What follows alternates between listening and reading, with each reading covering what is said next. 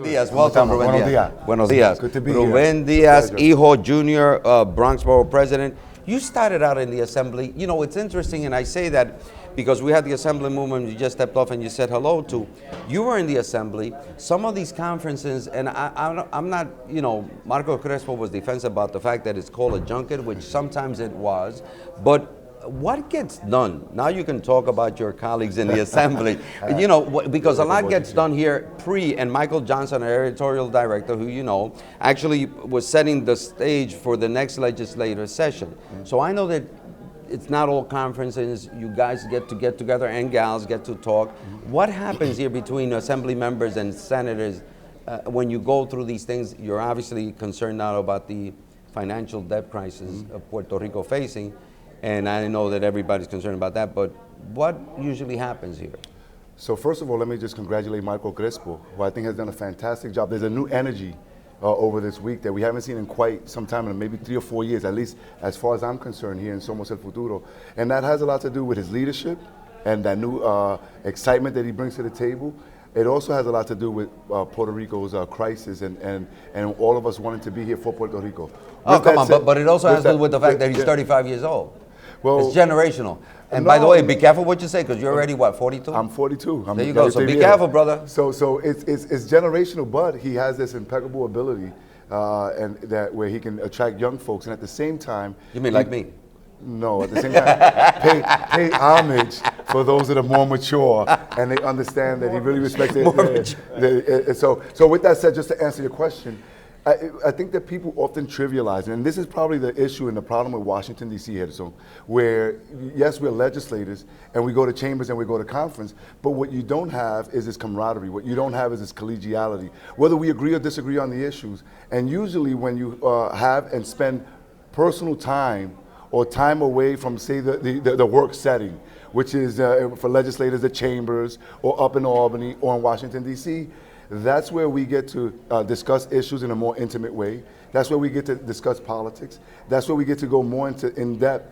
And we also get to understand each other so that whether or not we disagree with each other, because we spend quality time, then now I know where you're coming from, you know where I'm coming from, and when it's time to disagree in a public way, at least we do it in a respectful fashion, or I'll say the word, this is where we negotiate as well. You know what, Harrison, you have this bill, I have this bill, I don't necessarily agree with your bill, I may have something over there. If you support mine, or if you take a second consideration or a second look at mine, maybe I'll do that with yours, or maybe you should change this. This is the type of setting that that's off the set, so to speak, where things do happen. And it's said that nicely, or is it done? Listen, no.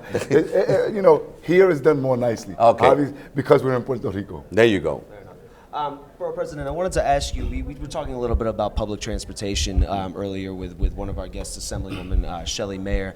You helped convince the governor to invest money into building 3 new Metro North stations. Four, excuse me. Don't cheat me out of one. Are you getting it, though? Are you getting it? Absolutely. Okay. Well, so I'm curious because obviously in New York City we've seen, you know, it's been decades. The Hudson Yards subway station was the first new subway station built in a long, long time. So, you know, how did you, what was the case that you made to the governor that you know, you needed that the Bronx, these 4 new Metro North stations were absolutely necessary for your constituents in the Bronx? Obviously, it doesn't hurt that I have a good relationship with Governor Cuomo.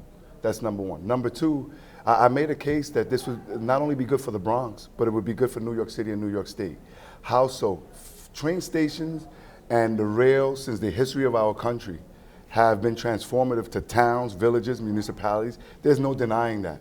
Imagine what these 4 train stations will do in that New Haven line along the eastern corridor of the Bronx. And what I said, this is a way for us to connect with Connecticut.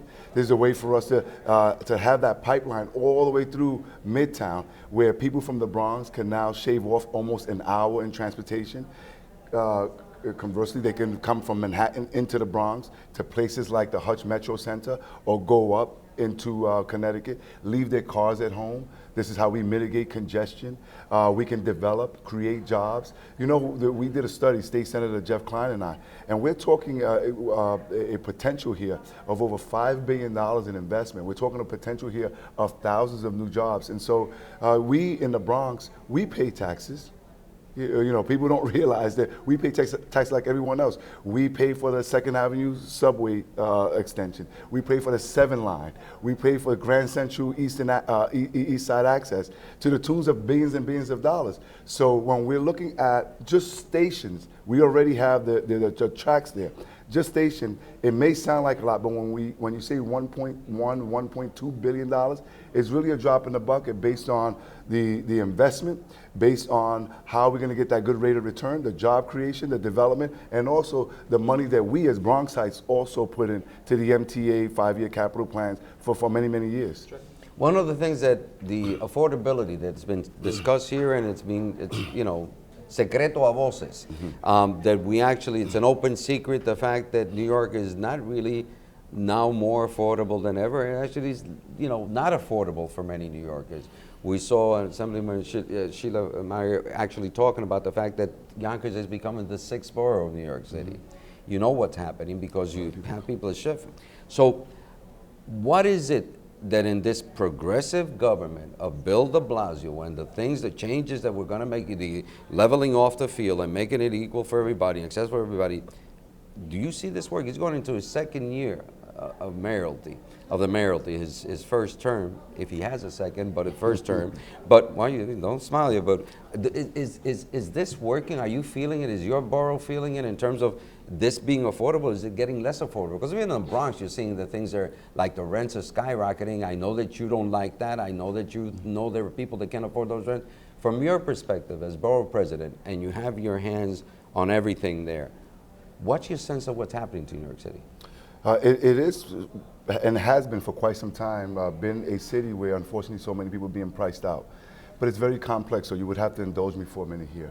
First of all, we have to ensure that the state continues to protect those rent-regulated apartments. A lot of those apartments have been converted now, and people haven't been able to afford them, vacancy decontrol. So we have to get to some type of agreement there. Number 2, we have to continue to, and I support the mayor's plan to have more affordable housing units. But we have to be very careful as well, and where we place them, how we place them, and how we also deal with the peripheral issues, because it's a very ambitious goal to have 200,000 units of affordable housing, 80,000 of them brand new. But I think in the haste to get to that goal, what the mayor has to be very careful of is that you also deal with what happens with the local school, what happens with the precinct, when you increase populations in those areas. What happens with transportation? How are we going to deal with parking slots? How are we going to deal with sanitation? How are we going to deal with the infrastructure? And I think that so much of the emphasis has been put on getting to that number that we're really not discussing all of the other issues. What we also need to do is to make sure that we have apartments for people who are professionals. So while we have been dealing, and you know, since I've been the borough president, I've been able to leverage over $50 million in capital, in my capital budget, to almost $1 billion in housing, 17,000 units. All of it built sustainable. The majority of it been built for low income. But we also have to retain those professionals that in the Bronx for so many years. If you have 2 incomes in a family of 4, what has happened in the past is that they cut and run.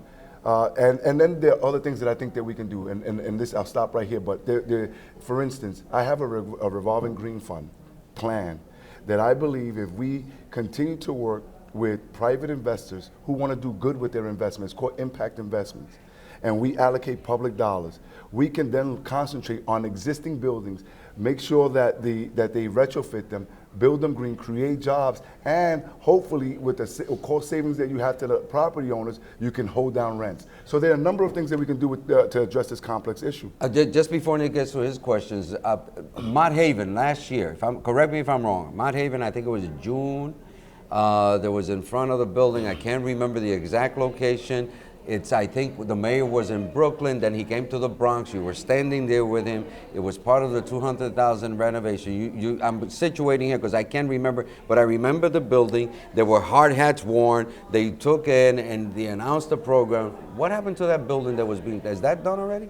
Remember on Mott Haven, right off 167th Street, there was a was that a hybrid? Kingsbridge? No, it was before Kingsbridge. But it was only once. It was one photo up. Wonderful. You know, and you were there. It's part of the affordable. Do you know what? Have any of those things that he started, that he announced last year, have they been completed?